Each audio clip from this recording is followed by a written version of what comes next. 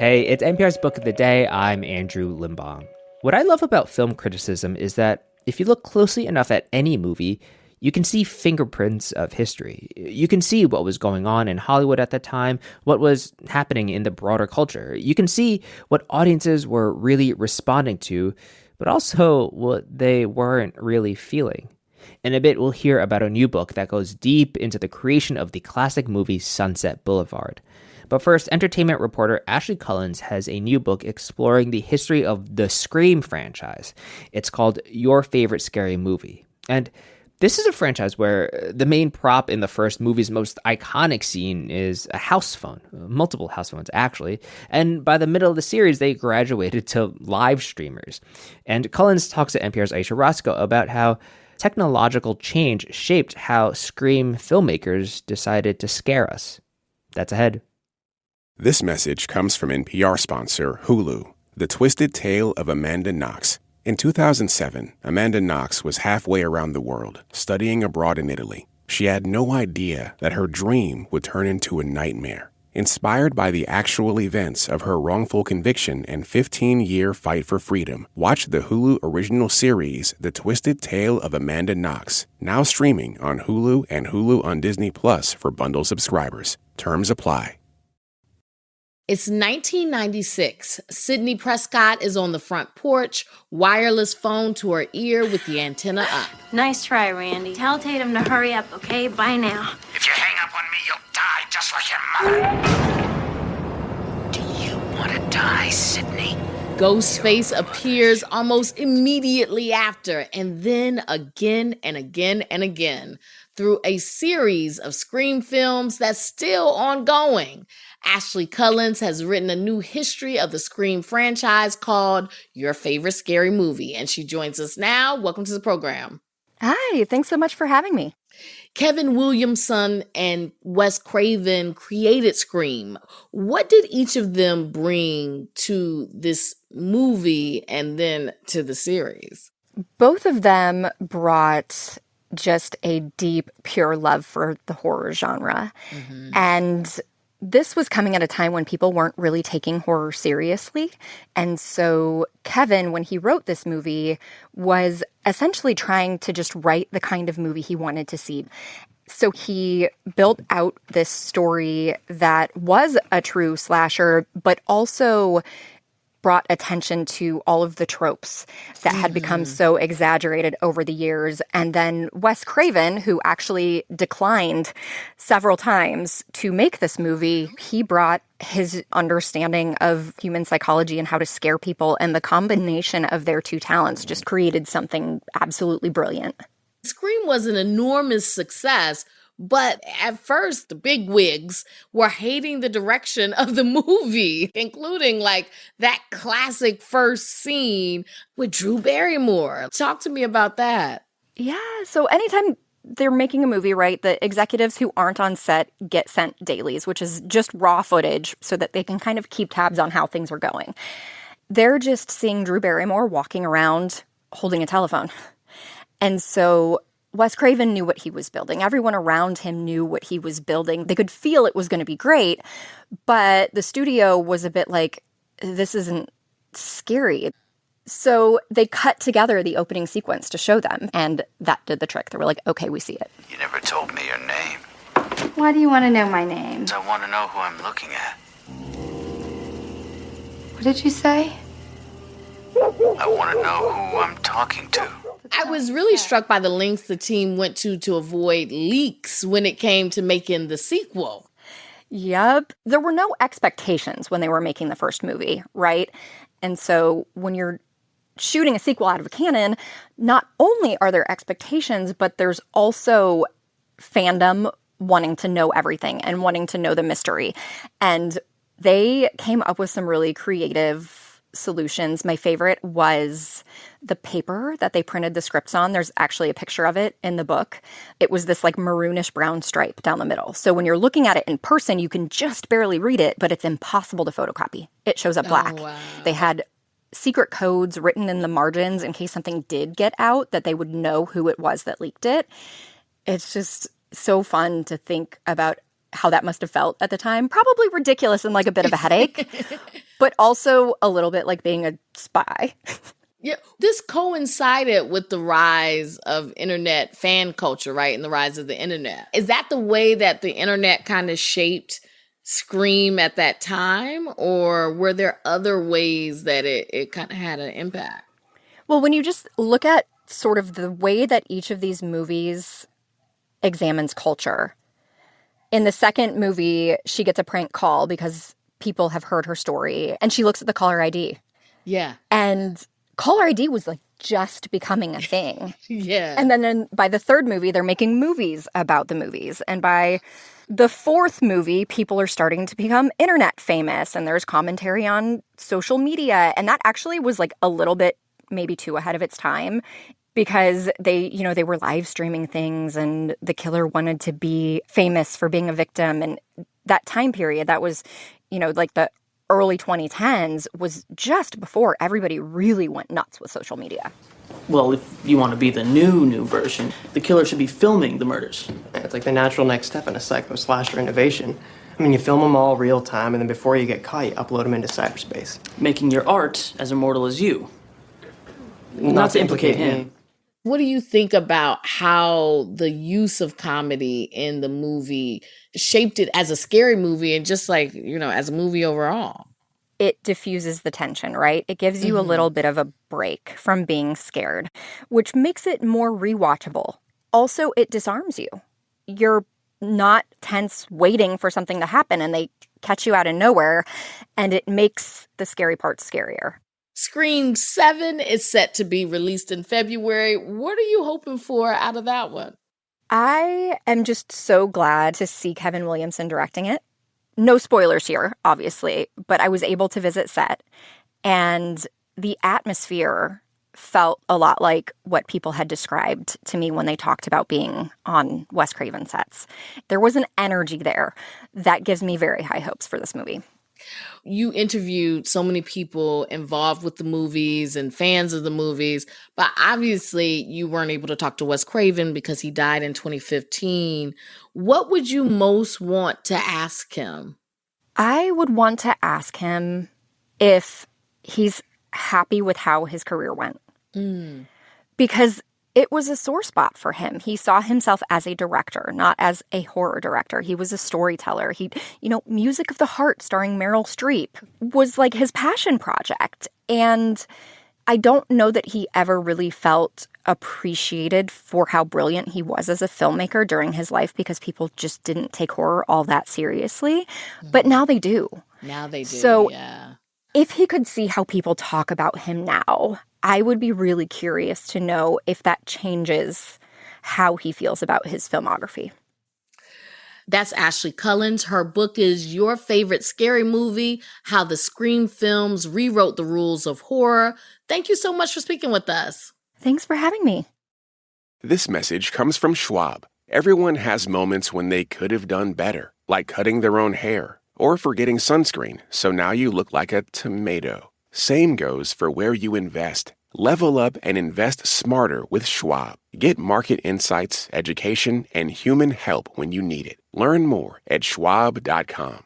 This message comes from Wise, the app for using money around the globe. When you manage your money with Wise, you'll always get the mid-market exchange rate with no hidden fees. Join millions of customers and visit wise.com. T's and C's apply. Today, movies have to compete with social media in the attention economy. But back in 1949, when the movie Sunset Boulevard came out, the big, scary competition for the film industry was television. Writer David Lubin talks about this in his new book, Ready for My Close-Up: The Making of Sunset Boulevard and the Dark Side of the Hollywood Dream. Here's NPR's Ailsa Chang. Just a few weeks ago, I rewatched the 1950 classic film Sunset Boulevard for the first time in years, and I was struck by how well the film had aged. I mean, sure, some of the dialogue seemed straight out of a time capsule, like this repartee between Norma Desmond, the aging film star played by Gloria Swanson, and her much younger lover Joe Gillis, played by William Holden. You're Norma Desmond. Used to be in silent pictures, used to be big. I am big. It's the pictures that got small. I love that line. Even if some parts of the film sound dated, so many of the themes feel current today. The way we worship and ridicule Hollywood, the quest for fame and the struggle to hang on to it, the cruelty of aging. As Sunset Boulevard celebrates its 75th anniversary, David Lubin is out with a new book about how the stories of the fictional characters and the real-life people behind those characters converged during this film's making. It's called Ready for My Close-Up, The Making of Sunset Boulevard and the Dark Side of the Hollywood Dream. David Lubin joins us now. Welcome. Well, I'm glad to be here. So great to have you. So you're a film professor, an art historian, and I can think of all kinds of academic reasons why you would want to write a book about Sunset Boulevard. But tell me what it was like when you first saw this film, just as a regular human being. What were you immediately captured by? Well, I think the first time I saw the movie in probably my 20s, it seemed so bizarre, and that was part of what attracted me to it. And it seemed so genre jumping, and that really attracted me, that it was a mystery and a horror film and a comedy and a romance and a psychological thriller all wrapped up into one. It has a kind of contemporary feeling to it that most movies that are 75 years old don't have. Right. So much of this story that you tell about this movie is focused on comebacks, right? Like not just for the on-screen characters, but especially for the off-screen characters. Like these were real-life people who themselves feared becoming irrelevant. And I want to start with writer and director Billy Wilder. What did he need this film to be at that particular time in his career? Well, he had made a couple of highly acclaimed films, Double Indemnity, what some people consider the first film noir, and a searing drama about alcoholism called The Lost Weekend, for which he won Academy Awards. Then the next two films he made were duds. Right. I mean, they weren't utter flops, but they just didn't have any of the pizzazz of his earlier two films. And so he felt that he needed to make a comeback. He needed to make a strong statement. And when it comes to film comebacks, this film was a comeback for actress Gloria Swanson as well, who played Norma Desmond. I mean, she had been the queen of silent film, peaking in the 1920s, and then she faded from filmmaking. I was curious, when Swanson accepts this role after both Mae West and Mary Pickford, two legends, turn it down, how much do you think Swanson saw herself in Norma Desmond? Well, Swanson was very pragmatic person, and she was nothing like Norma Desmond, but she understood the pains and agonies of being an overlooked star from her own experience and also having friends in the business who had been put on the back shelf. Right. So the whole thought of obsolescence or being irrelevant was a very powerful draw to her. And she thought she was just having a small part in the movie. She didn't really know what the movie was about. And Billy Wilder insisted that she do a screen test. And she was going, "What? I'm Gloria Swanson. I don't do screen tests." But Swanson's good friend George Cukor, the film director, said to her, "If you don't take this role, I'm going to shoot you. This is the best role you're ever going to find." So she said, "Okay, I'll do the screen test." And she went out to Hollywood to do the screen test. And from that very moment, that first screen test, she added layers and textures to the role that even Wilder and Brackett had not imagined on the page, right?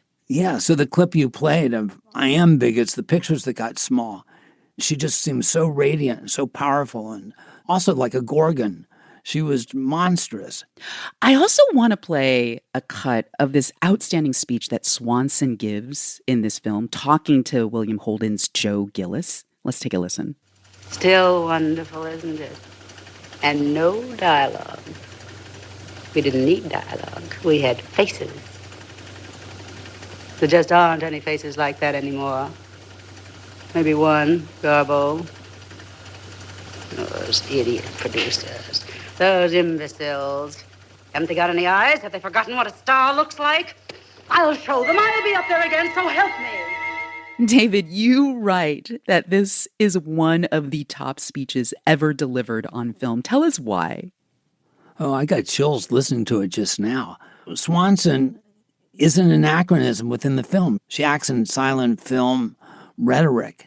Nothing like the style of Hollywood at that time, which was to be more quiet and introspective and more self-contained. Mm-hmm. She just explodes that. Mm-hmm. And that's part of what the movie is about, is this clash between the silent period and the sound period, and the transformation or degradation, as she would see it, from the silence to the talkies. Yeah.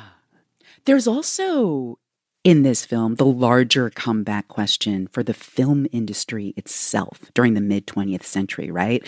The studio system was disintegrating, TV was rising, anti-communists were targeting Hollywood. How do you think that larger context further shaped the story in Sunset Boulevard? That context of the blacklisting and the competition, the rivalry with television, and the financial problems the film industry was having are all reflected in the film.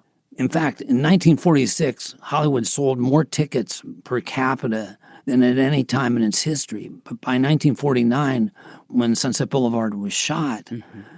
people wanted to stay home and watch TV. They didn't have to pay for babysitters when they went out. Yeah. So the film is on the precipice. They know something is going to happen. Something's got to change, but they don't really know which direction it's going to fall in. It makes me think that this story about Hollywood upheaval, it just keeps on repeating, right? Like today, the destabilizing forces are streaming and AI, yeah? That's another reason why the movie has jumped into our attention again, because it is about those transformations in personal lives and technological lives that is occurring right now and leaving us sort of afraid, because we don't know where we're going. We don't know what's going to happen next. So there's a suspense that we all as a society are feeling right now that is mirrored in the film. Absolutely. David Lubin's new book is called Ready for My Close-Up: The Making of Sunset Boulevard and the Dark Side of the Hollywood Dream. Thank you so much, David. Oh, it's been a pleasure, Ailsa. Thank you. That's it for this week on NPR's Book of the Day. If you want more, you can sign up for our newsletter at npr.org/newsletter/books. I'm Andrew Limbong. The podcast is produced by Chloe Weiner and edited by Megan Sullivan. Our founding editor is Petra Mayer. The show elements for this week were produced and edited by Justine Kennan, Erica Ryan, Samantha Balaban, Gabe O'Connor, Melissa Gray, Courtney Dorning, Elena Burnett, Jacob Fenston, Dave Mistish, Danny Hensel, Ed McNulty, and Mark Rivers. Yolanda Sanguini is our executive producer. Thanks for listening.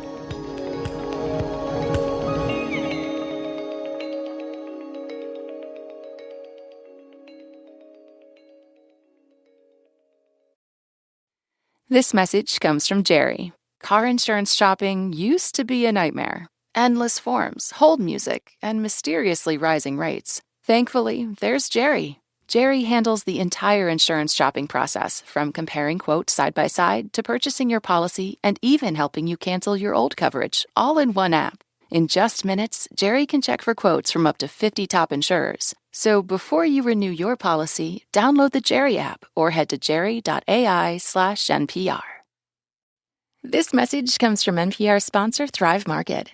It's back to school season, aka snack packing, lunch making, schedule juggling season. Thrive Market's back to school sale is a great way to stock up this month with 25% off family favorites. Easily filter by allergy or lifestyle to find kid-approved snack packs, organic dinner staples, and more, all delivered to your door. Go to thrivemarket.com/podcast for 30% off your first order and a free $60 gift. This message comes from Grammarly. From emails to reports and project proposals, it's hard to meet the demands of today's competing priorities without some help. Grammarly is the essential AI communication assistant that boosts your productivity at work so you can get more of what you need done faster. Just a few clicks can tailor your tone and writing so you come across exactly as you intend. Get time back to focus on your high-impact work. Download Grammarly for free at grammarly.com/podcast. That's grammarly.com/podcast.